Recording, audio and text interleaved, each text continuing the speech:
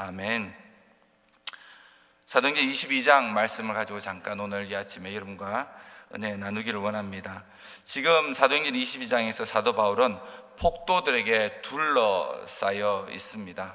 물론 예루살렘을 방문하면서 이미 성령께서 여러 사람들을 통하여서 너에게 고난이 기다리고 있다, 어려움이 있을 것이다 이미 알려는 주셨지만, 사실 이제 막상 이 어려움을 대하고 보니까 이 어려움이 일어나는 방법들이 또 방식들이 좀 터무니없고 엉뚱하기 짝이 없습니다.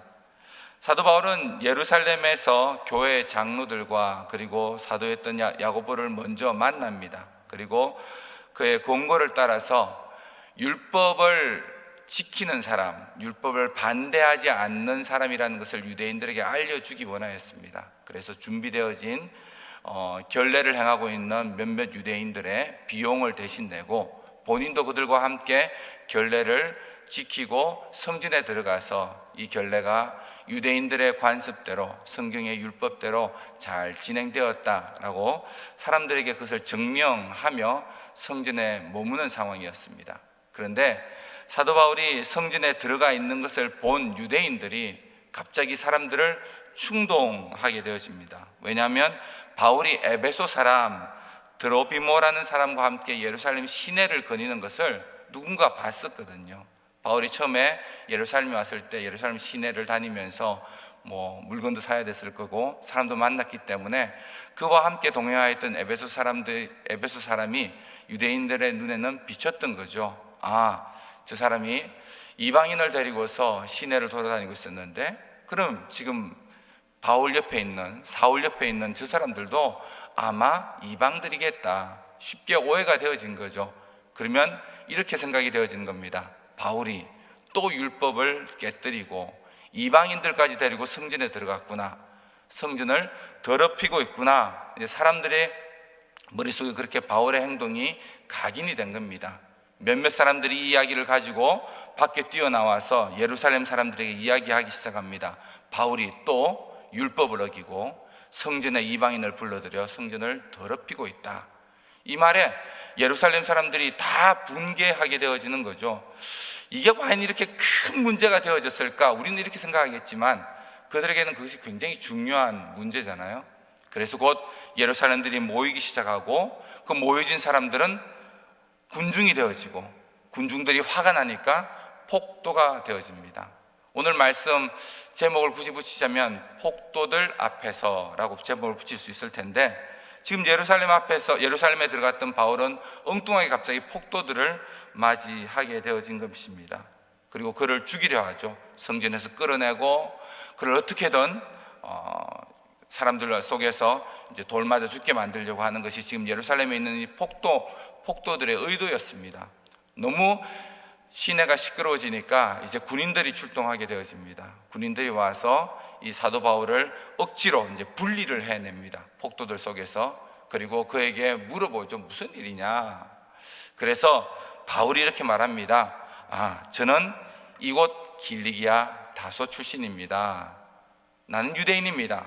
그러니 내가 내 백성들에게 한마디 할 수 있게 해주십시오 라고 부탁을 하니 천부장이 그러라고 허락을 합니다. 이제 그래서 지금 폭도들 앞에, 뒤에는 이제 군인들이 지키고 서 있고 폭도들 앞에 서서, 유대인들 앞에 서서 이야기를 하게 되어집니다.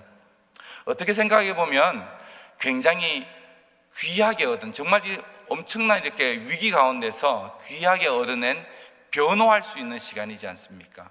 그들을 설득할 수 있는 시간이고 그들에게 뭔가 좀 캄다운 시키기 위한 뭔가 시도를 해볼 수 있는 그런 순간인데, 오늘 우리가 읽었던 본문이 사도 바울이 입을 열어서 이야기를 시작하는 부분이거든요. 그런데 그가 하고 있는 이야기가, 우리는 성경을 여러 번 보고 있으니까 그다지 특별한 이야기는 사실은 아닙니다. 왜냐하면 바울이 이야기를 수십 번, 아니 수백 번도 넘게 가는 곳마다 만나는 사람마다 간증을 했던 이야기거든요. 내가 어떻게 예수를 만났는지, 내가 왜 당신들이 이렇게 분노하며 붕괴하는 이 예수를 믿는 도를 따르고 있는지에 대해서 이야기하기 시작합니다. 여러분도 오늘 성경 본문 22장을 전체를 이렇게 읽어보면 이 간증이 전혀 효과가 없었다는 것을 보게 될 겁니다. 사람들은 간증하는 중도에 사도 바울의 말을 끊어버리고 정말 이제는 도저히 못 참겠다, 정말 죽여버리리라 하고 바울에게 달려드는 모습이 후반부에 나옵니다. 조금 위기의 순간에 정말 천부장의 배려로 굉장히 중요하게 자기 생명을 구할 수 있고 뭔가 이 위기의 순간을 탈출할 수 있는 변명의 기회를 만들었는데, 그 똑똑한 사도 바울이 왜 그 수많은 이야기들 중에서 그냥 자기가 어떻게 예수 믿게 되었는가의 이야기를 꺼냈을까? 어떻게 보면 그다지 효력이 없어 보이는 이런 이야기를 했을까를 이제 22장을 두고서 읽으면서 묵상을 하게 되었습니다. 과연 왜 사도 바울이 아무 생각 없이 이런 이야기를 꺼냈을까? 그렇지는 않았을 거라는 거예요. 똑똑한 사람이니까. 사도 바울은 아마 이 이야기를 통하여서 자기가 이런 위기를 봤을 때, 아니면 내가 남들이 다 안 된다고 하는 어떤 일을 하고 있을 때 그 일에 대한 나의 자세, 삶의 자세, 내가 살아가는 삶의 방식을 아마 표현해 주고 싶었을 것입니다. 저는 오늘 본문을 통해서 우리 그리스도인들은 과연 어떻게 살아가야 되는가에 대한 몇 가지, 한 두 가지 정도 기도 제목을 여러분과 나누면서 이 사도 바울의 말씀을 통해서 우리의 기도 제목을 찾아보려고 합니다. 사도 바울이 이야기를 시작하는 것에 있어서 우리가 좀 집중해서 이렇게 봐야 될 것은 뭔가 하면, 사도 바울이 시작한 이 변명, 사도 바울이 시작한 이 짧은 간증은 사실 살기 위한 변명이 아니라 전하기 위한 변명이었다는 겁니다. 그냥 내가 이 순간의 위기를 탈출해야겠다 라고 해서 급하게 나온 변명이 아니라 뭔가 목적을 가지고 이들에게 뭔가를 전해줘야겠다라는 의도가 보이고 있는 거죠. 바울은 자신의 삶을 예수를 만나기 전과 후를 이렇게 비교하면서 간증을 합니다.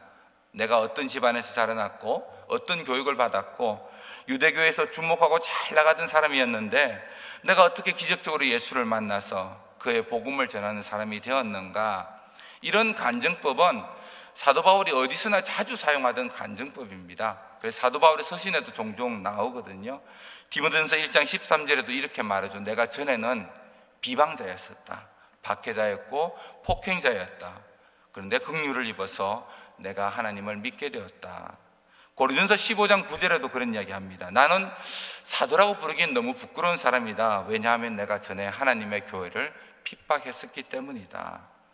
갈라디아서 1장 13절에는 내가 이전에 유대교인이었을 때 유대교 안에서 행했던 일을 너희가 다 알고 있을 것이다. 내가 하나님의 교회를 심하게 핍박했던 사람이다. 빌립보서 3장 6절에도 이렇게 말합니다. 나는 교회를 핍박하는데 특별한 열심을 가지고 있던 사람이었다. 율법으로서는 완전하고 의롭고 흠없는 사람이었었다. 나의 옛날 이야기들을 하면서 내가 어떻게 예수 믿고 바뀌었는지를 이야기하는 사도 바울의 특별한 간증법입니다. 근데 여러분, 우리가 이 간증을 들으면 은혜 받잖아요. 왜 그런가 하면 우리가 예수 믿는 사람이기 때문에 그렇습니다. 이 믿는 사람들에게는 이 이야기가 얼마나 은혜로운 이야기인지 모릅니다. 근데 우리가 유대인의 입장에서, 특별히 예루살렘에 살고 있는 유대인들, 믿음이 특심인 이 사람들의 입장에서 이 간증을 들었다고 한번 생각해 보십시오. 어쩌면 상당히 모욕적인 간증일 수밖에 없습니다. 왜냐하면 보통 사람들은 이제 바울도 종종 그랬는데 전도를 하면서 유대인들을 특별히 대할 때는 조심스럽게 대하면서 그들에게 이런 방식으로 전도를 했거든요. 예수님께서 구약에 어떻게 예언되어져 있었는지, 너희들이 지키고 있는 그 율법들이 어떻게 그리스도 예수의 십자가의 죽음과 연관이 되어 있는지, 유대교를 존중해 주면서 유대교가 가지고 있던 믿음과 그리스도의 복음이 어떻게 맞아떨어지는가를 설명해 주고 설득해 가는 방식으로 복음을 전했었거든요. 그런데 오늘 간증 속에서 지금 사도 바울이 하는 뉘앙스는 어떤 건가 하면, 내가 왜 유대교를 떠났는가를 이야기하는 거예요. 왜 너희들이 잘못되었는가, 나는 왜 그렇게 생각하게 되었는가를 이야기하고 있다는 겁니다. 지금 잔뜩 안 그래도 흥분한 사람들인데 바울이 율법을 깨뜨리는 자이고 바울이 성전을 더럽히는 자라고 믿고 막 달려와서 바울을 죽이려는 사람들에게 바울이 서서 그렇게 말하는 겁니다. 나는 너희들이 믿고 있는 유대교를 떠난 사람이다. 내가 왜 떠났는지 알고 싶으냐? 내가 너희들 속에 무엇을 잘못했는지를 발견했는지, 무엇이 잘못인지 발견했는지 한번 들어보겠느냐?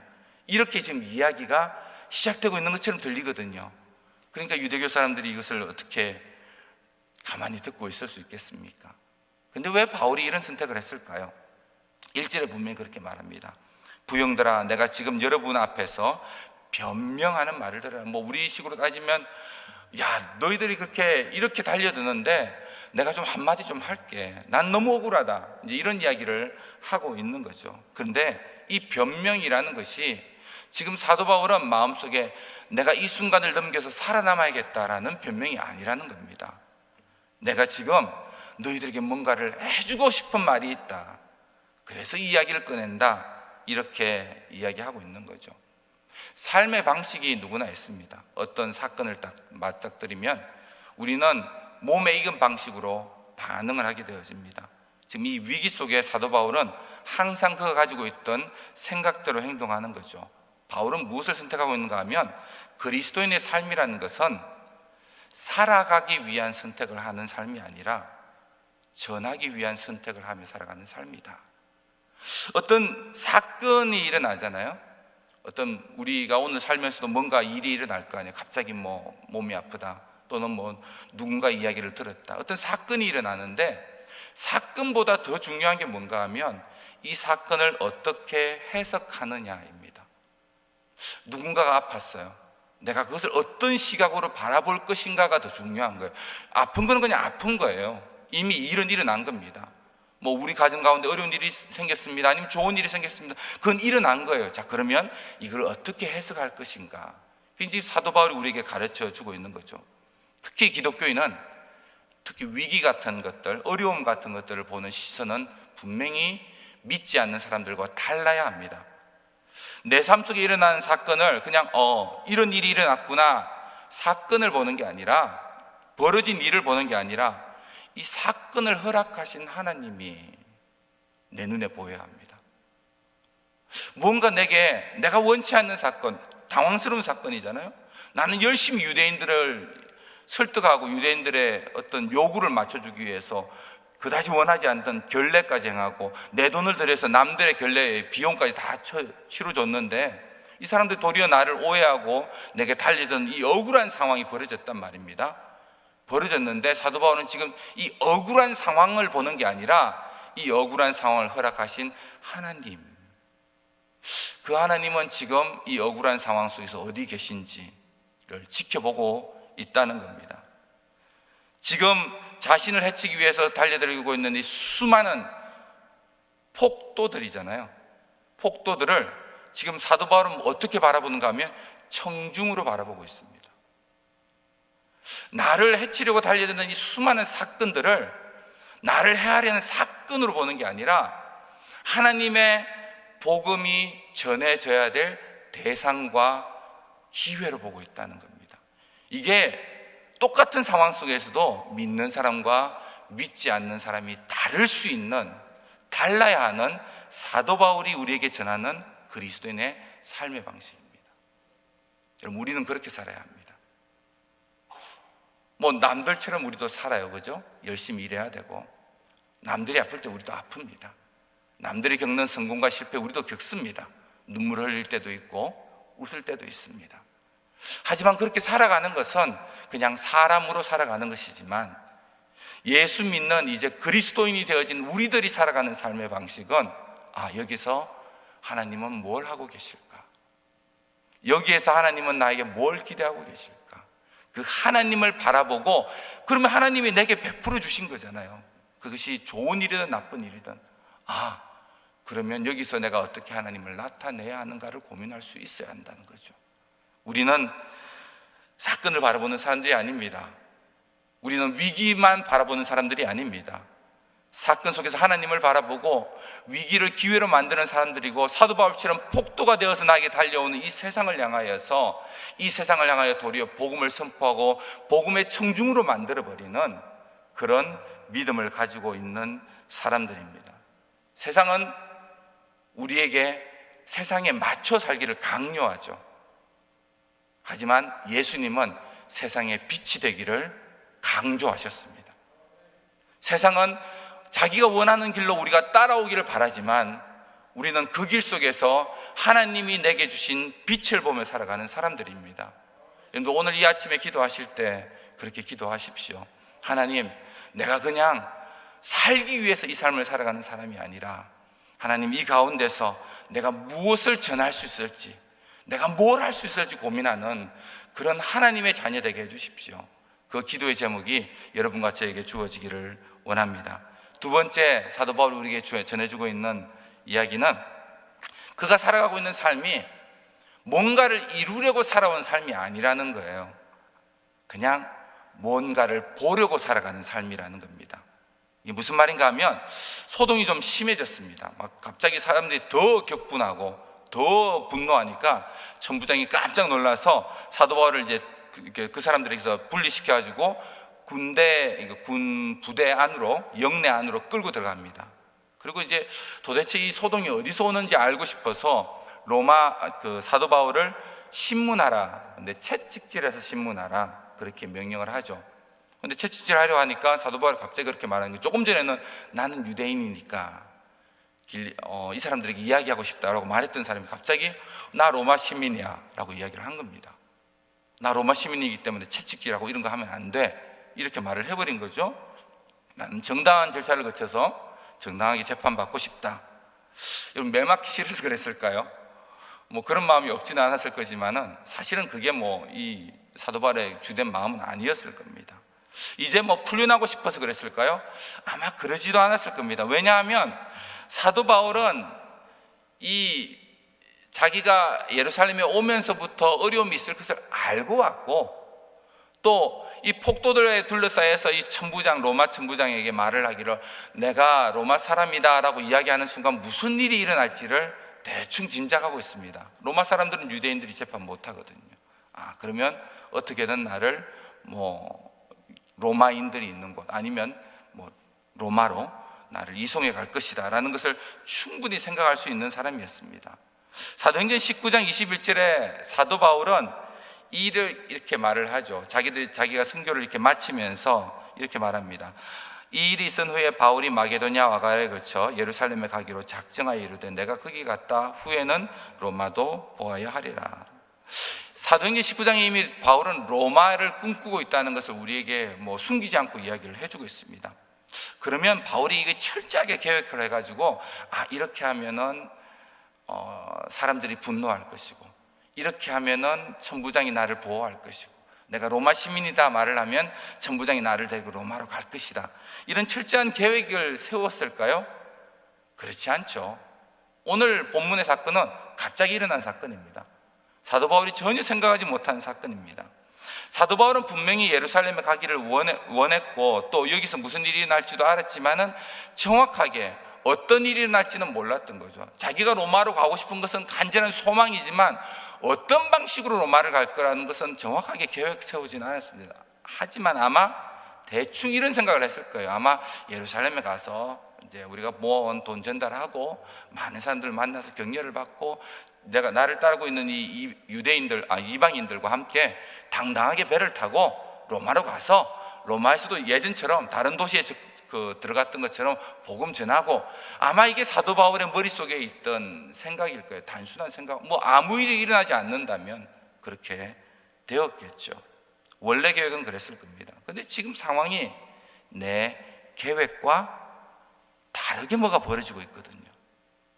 내가 그냥 내 삶은 이럴 거야. 오늘 아침에 일어나서 새벽기도 갔다가 밥하고 아이들 돌보고 남편 아내 또 지내다가 직장 갔다가 일하다가 텃밭에 일하다가 또 나중에 들어와서 저녁에 잠깐 기도하고 또 그리고 잠들었다가 내일 새벽기도, 우리가 생각하는 하루가 이럴 거야 라는 그 머릿속에 당연한 나의 일상이란 게 있잖아요. 이렇게 하면 이렇게 될 거야. 내가 이 사람에게 친절을 대하면 저 사람도 나에게 친절을 베풀 것이고, 내가 이 사람을 사랑하면 이 사람도 나를 사랑할 것이고, 우리 보통 그런 생각을 하면서 살아가잖아요. 근데 일이 내 계획대로 안 되더라는 겁니다. 갑자기 확 일어난 일이 전혀 엉뚱하게, 이거 자칫하면 이곳에서 죽을 수도 있는 거고, 아니면 엉뚱하게 죄인이 되어서 로마로 갈 수도 있는 상황이 되어버리고 만 거죠. 근데 그러면 어떻게 해야 될까요, 여러분? 사도 바울은 꿈이 있습니다. 내가 가지고 있던 꿈이 강력한, 이루고 싶은 꿈이 있어요. 내가 복음을 전하고 마지막에는 로마를 봐야겠는데, 지금 상황을 분석해 보니까 잘못하면 여기서 죽을 수도 있고, 또 로마로 가더라도 복음을 전하는 전도자 입장이 아니라 죄수로 갈 수 있는 상황이 되었단 말이에요. 만약에 이상적인 사람이라면, 또 내 꿈을 이루어야 된다라는 생각이 강력했던 사람이라면 어떻게든 여기서 빠져나갈 군의를 할 겁니다. 천부장에게 말을 할 거예요. 내가 로마 시민이다, 나는 정식 재판을 받아야 하니까 일단은 나를 풀어줘라, 이렇게 이야기할 수 있습니다. 로마 천부장은 그 이야기를 들어줘야 하고요.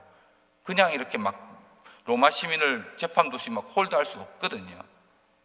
그래서 지금 바울이 만약에 꿈을 이루기 원한다면 그런 방법이 아마 어쩌면 굉장히 자연스러운 반응이었을 겁니다. 그런데 그러지 않고 있거든요.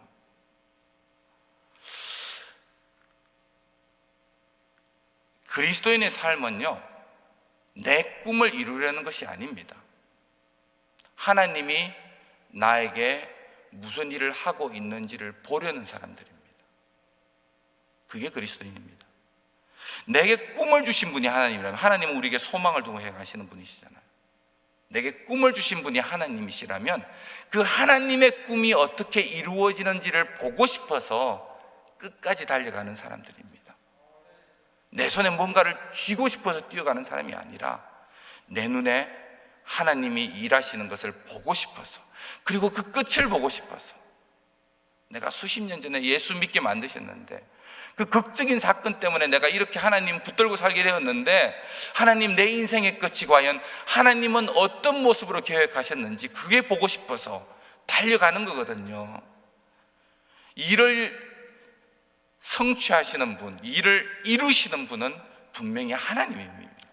그래서 우리는 그냥 그 하나님 어떻게 하시는지 보려고 이 길을 가고 있는 거죠. 예레미야 33장에 예레미야 이야기가 이렇게 나옵니다. 예레미야가 아직 시위대 뜰에 갇혀 있을 때 여호와의 말씀이 그에게 두 번째로 임하여서 이르시되, 이 일을 행하시는 여호와, 그것을 만들고 또 성취하시는 여호와, 그의 이름을 여호와라고 하시는 이가 이와 같이 이르시도다. 너는 내게 부르짖으라. 내가 내게 응답하겠고 내가 알지 못하는 크고 엄밀한 일을 내게 보이리라. 보이리라. 이루려고 사는 게 아니라, 기도해서 뭔가를 엄청난 것을 내 품에 안으려고 하는 것이 아니라, 오늘 이 아침에 하나님이 어떻게 일하시는지를 보려고 하는 겁니다. 하나님이 일하시는 것이거든요. 오늘 여러분들 삶에도 하나님이 일하심을 믿으십시오. 그것은 성경이 증언하고 있고 수많은 우리의 믿음의 동료들이 증언하고 있는 분명한 사실입니다. 하나님은 살아계신 분입니다. 그 하나님 우리 안에 일하고 계시고 그분은 끊임없이 뭔가를 성취해 가십니다. 우리가 다 할 수는 없어요. 내 계획대로 딱딱 맞아 들어가지 않을 때도 많이 있습니다. 내가 원치 않는 일들이 날 때가 훨씬 더 많습니다. 그러나 그 일을 행하시는 분이 하나님이시기 때문에 순종하며 갈 수 있는 거죠. 순종하며 가면서 두려워하지 않을 수 있는 겁니다. 그 놀라운 은혜가 우리 안에 있는 겁니다. 뭔가 이루려고 하면요, 안 되면 불안하죠. 네, 보려고 하면 믿음으로 볼 수 있습니다. 이리 가다가 방향이 꺾이면 또 다른 풍경이 보이는 거거든요. 또 하나님의 다른 일하는 방식이 보이는 거거든요. 조금 늦어질 뿐이고 조금 힘들어질 뿐인 거지, 하나님은 여전히 그곳에 살아계시거든요. 지금 사도 바울은 하나님이 하나님의 꿈을 이루시는 그 현장에 자기가 있어야겠다. 그러니까 뭐가 이루어지더라도, 자, 로마로 갈 때 내가 죄인이 되더라도 괜찮을 것 같다는 생각을 하게 되어진 거죠. 나의 삶을 그냥 이루고 했던 사람이라면 바울에게 이 상황은 최악일 수 있습니다. 그러나 하나님의 끝을 보려는 바울에게는 이것처럼 완벽한 상황이 없습니다. 하나님 마음대로 하십시오. 막힌다고 절망하거나 포기하는 것이 그리스도인들에게 허락되지 않는 이유가 뭔지 아십니까? 하나님은 그곳에서 방향을 틀고 있을 뿐이지 멈추신 것이 아니기 때문에 그렇습니다. 우리가 절망하고 포기하고 멈춰버리면 하나님은 저만치 다른 길로 가고 계시거든요. 우리는 끊임없이 하나님 내 삶에 행하시는 대로 마음껏 일하십시오. 내어드리고 믿음으로 그분을 신뢰하는 것이 우리가 해야 될 것입니다. 말씀을 맺겠습니다. 사건보다 중요한 것이 사건을 해석하는 것이라고 했습니다. 그것은 그냥 우리의 이성으로 잘 되어지는 것이 아닙니다. 믿음으로 깨어있을 때만 가능한 일입니다. 그래서 기도해야겠죠? 하나님, 오늘 하루 가운데 내게 일어날 많은 일들을 그저 일이 일어났구나 라고 생각하지 말고, 이 일이 하나님의 어떤 모습으로 일어났는가, 이 일 속에 하나님은 어떻게 일하시는가, 그저 살기 위해서 몸부림치는 인생이 아니라 하나님이 나타내실 수 있는 인생, 하나님이 일하실 수 있는 인생이 되게 해주십시오. 우리 자녀들이 되게 해주십시오. 그렇게 기도하시기 원합니다. 우리가 2000년을 지나며 지금은 바울을 칭송하고 있지만, 바울은 뭔가 우리는 그가 이룬 것을 보면서 칭송하잖아요. 엄청난 업적을 이루었으니까. 하지만 그가 살아갔던 삶은, 그 업적들을 이루기 위한 삶은 결코 아니었습니다. 그저 바울은 하나님이 자신을 통해서 일하시는 것에 대해서 그 일의 끝을 보기 위해서 끊임없이 그냥 달려갔을 뿐이에요. 그래서 그가 고백하잖아요. 끝까지 달려가서 믿음을 지켰다고. 하나님이 어디까지 가시는가, 그 끝을 보려고 믿음으로 왔는데 그 믿음의 끝을 보는 인생, 그게 아름다운 인생인 거죠. 내 마음대로 계획대로 되는 것이 형통이 아닙니다. 나를 형통한 길로 이끄시는 하나님을 믿고 따라가는 게 형통입니다. 그것이 때로 푸른 초장이 될지라도, 또 때로는 사망의 음침한 골짜기가 될지라도 하나님이 이끌고 가시는 그 길이 살 길이고 가야 할 길입니다. 여러분들, 오늘 이 마음속에 자신감과 당당함, 두려움 없는 믿음을 가지십시오. 하나님은 어떤 일이 일어나더라도 오늘 하루 하나님을 찬양하겠습니다. 하나님을 찾겠습니다. 그리고 그 길로 따라가겠습니다. 하나님 나와 함께 해주십시오. 우리 함께 그렇게 기도하면 좋겠습니다. 기도하겠습니다.